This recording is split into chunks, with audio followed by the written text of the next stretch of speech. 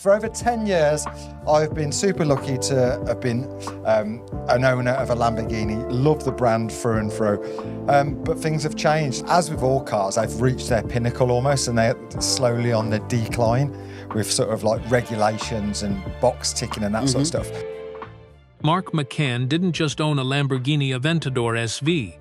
He built an empire around it. We'll start with the Aventador SVJ. This car is 11 years old.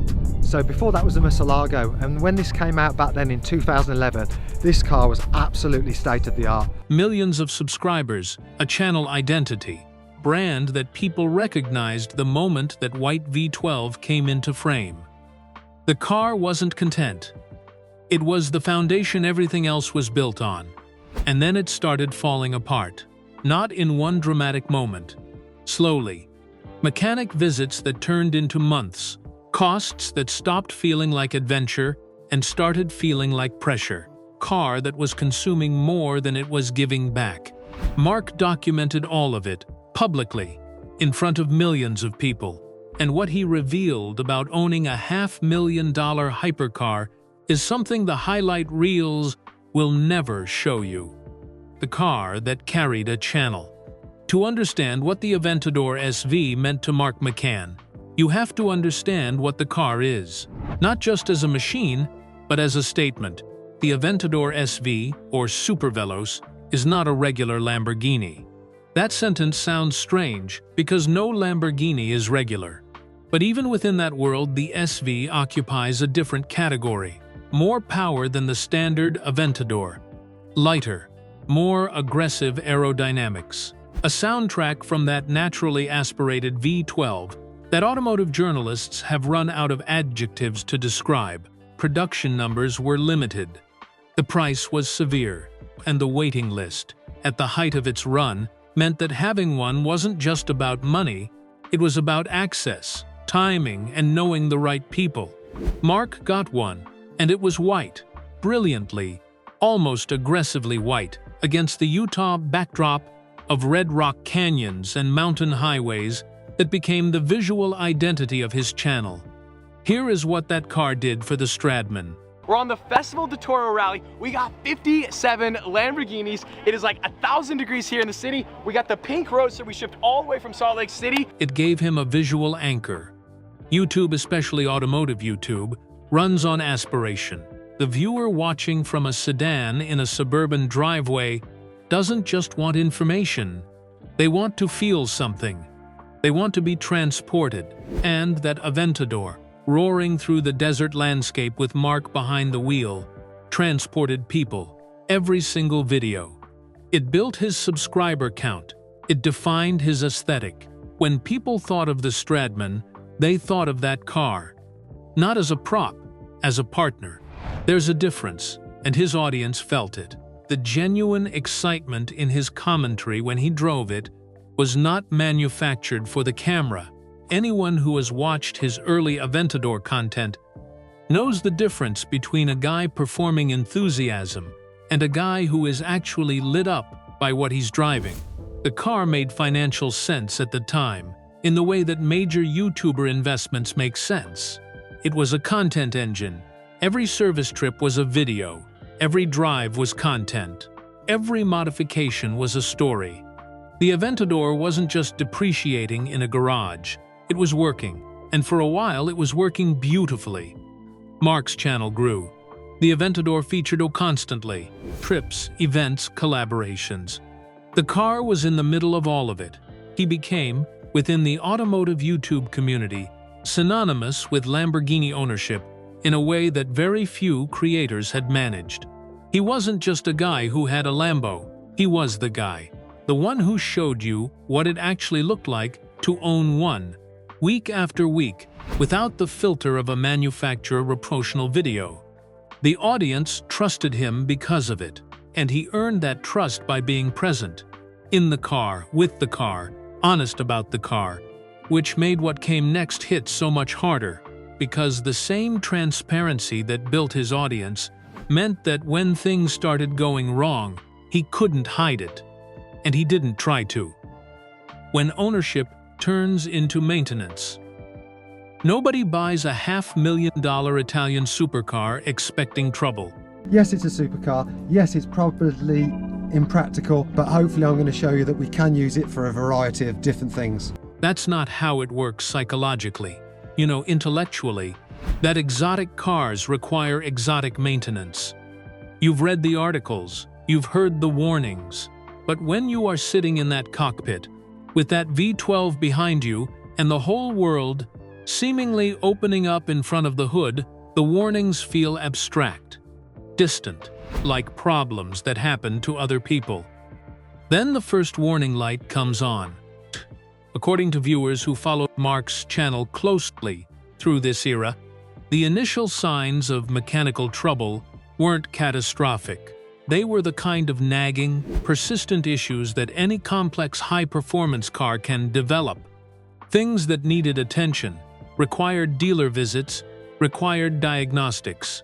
Not emergencies, just friction.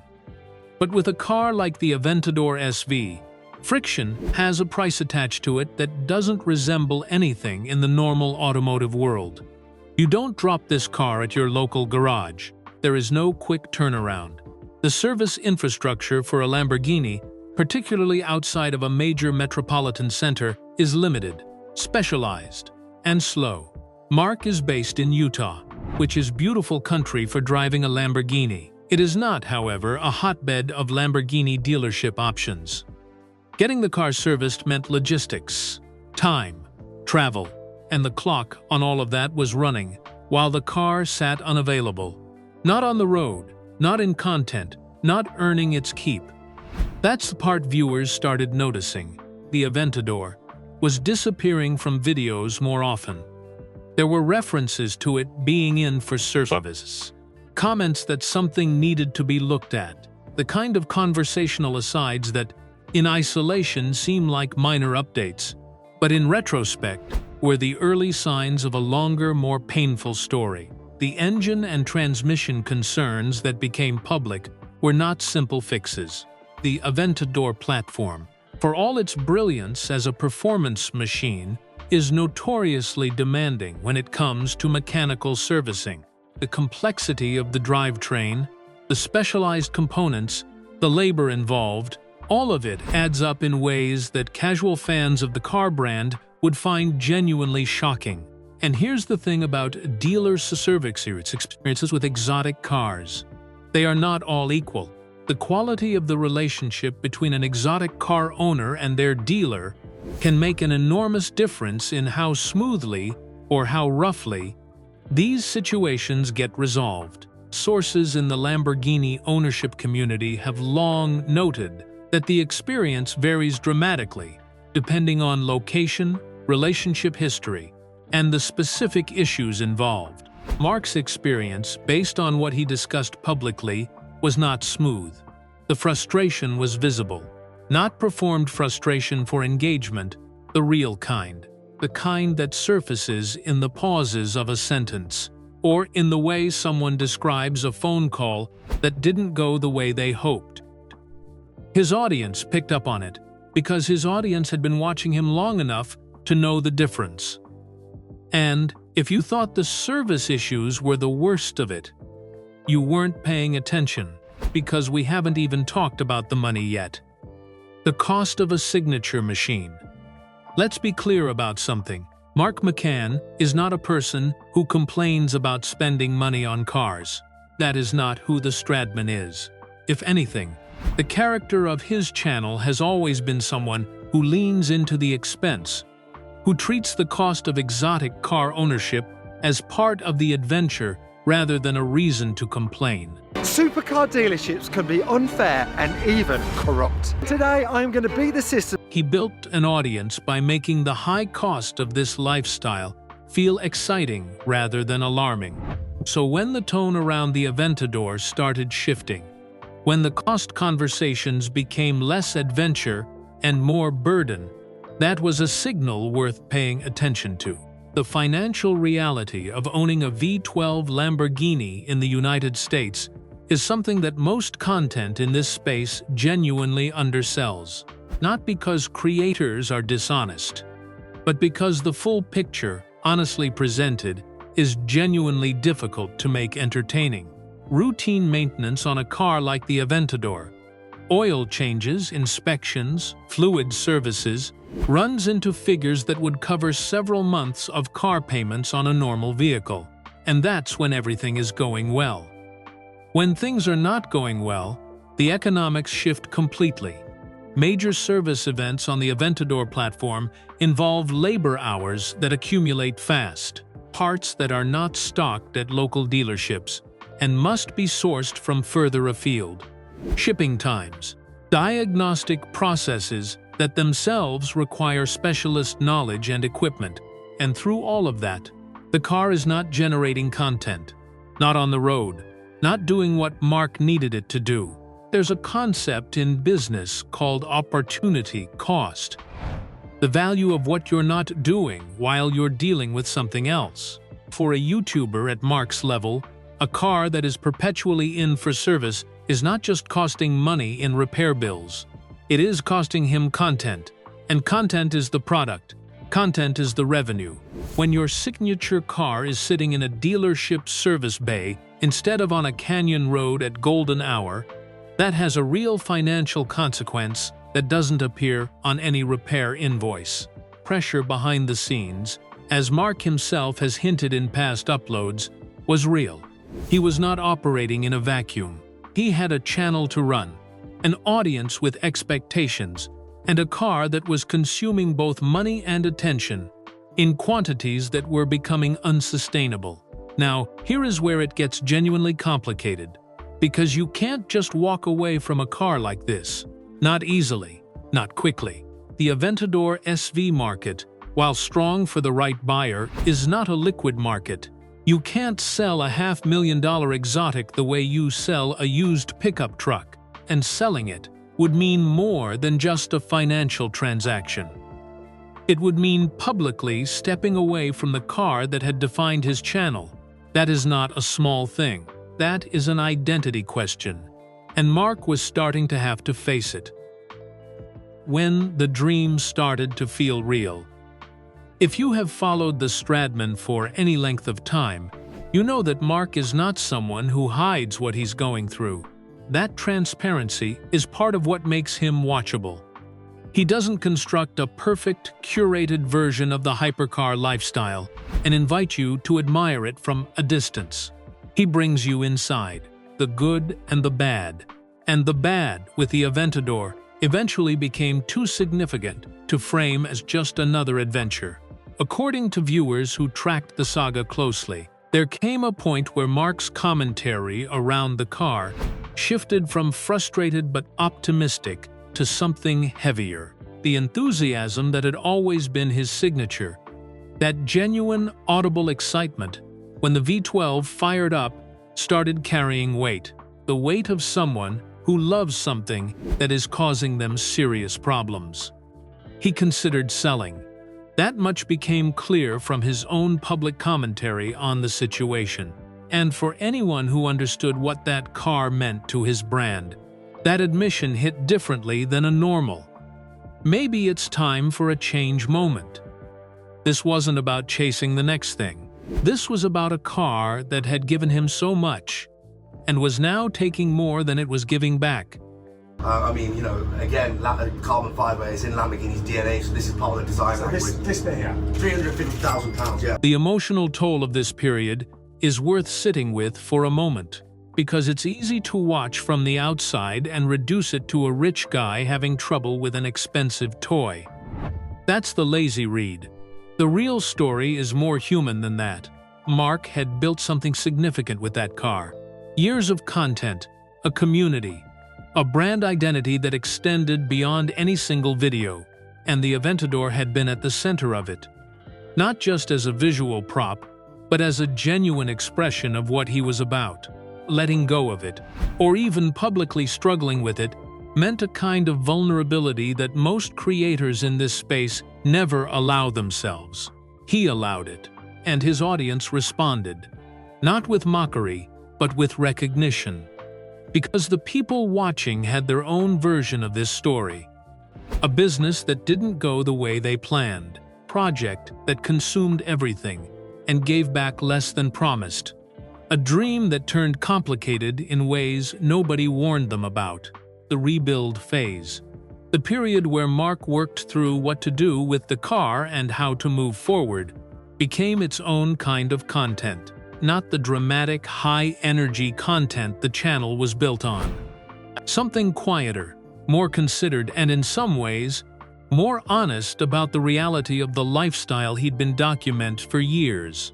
He came out of it. That part matters. The story doesn't end in defeat, but the road through was real, and the marks it left were real too. The truth about hypercar ownership. Here is the uncomfortable truth that Mark's Aventador saga puts in front of every person who has ever looked at a Lamborghini and thought, someday, hypercars are not designed for owners. That sounds harsh, but think about it honestly. These machines are engineered to perform at levels that exist at the absolute edge of what is mechanically possible. The tolerances are tight. The components are exotic. The systems are complex in ways that create spectacular driving experiences and spectacular service requirements. The Aventador SV was never meant to be a daily driver. It was never meant to sit in a Utah winter. It was never meant to accumulate the kind of mileage that a content creator putting out weekly videos needs to put on a car.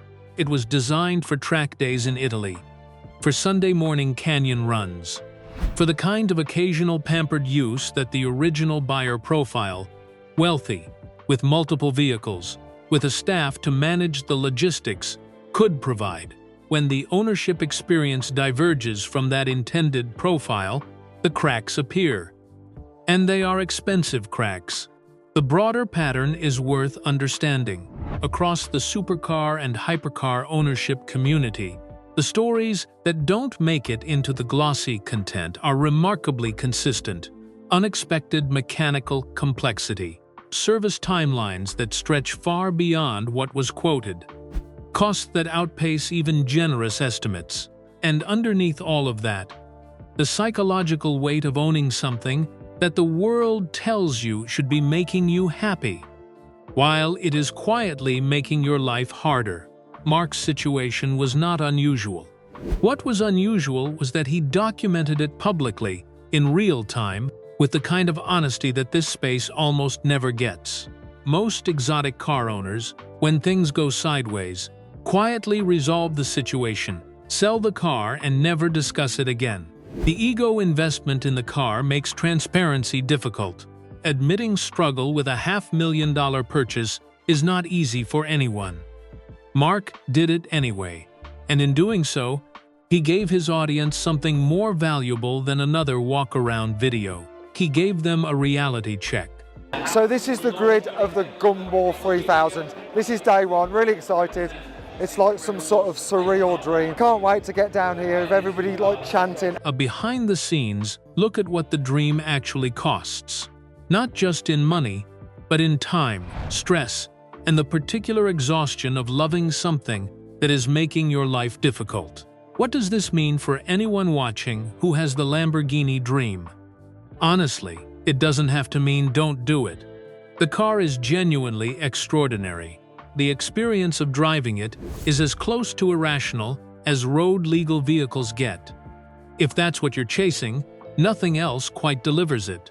But go in clear-eyed. Build the service costs into your budget. Not the optimistic version, the realistic one. Understand the dealer relationship you are entering. Have a financial cushion that doesn't assume everything will go smoothly. And accept that the car, on its worst days, will test your patience, your bank account, and your commitment to the dream in ways that no YouTube video, including the ones shot from inside the cockpit at sunrise, will fully prepare you for. Mark survived his worst days with the Aventador. His channel survived, his love for cars survived, arguably stronger for having been tested. But the lesson cost him something real. And it's a lesson that every supercar aspirant deserves to hear before they sign the paperwork. Owning a dream car like the Aventador SV is never just about horsepower or headlines. It's about everything that comes after the excitement fades. The costs, the pressure, and the reality most people never see until they're already in it. So the question is simple. Would you still buy one? Knowing the full story, drop your thoughts in the comments. If you enjoy real stories behind the supercar world, subscribe and turn on notifications, because next time we're going even deeper into a collector saga that didn't go as planned. The dream is easy to buy. Living with it is the real test.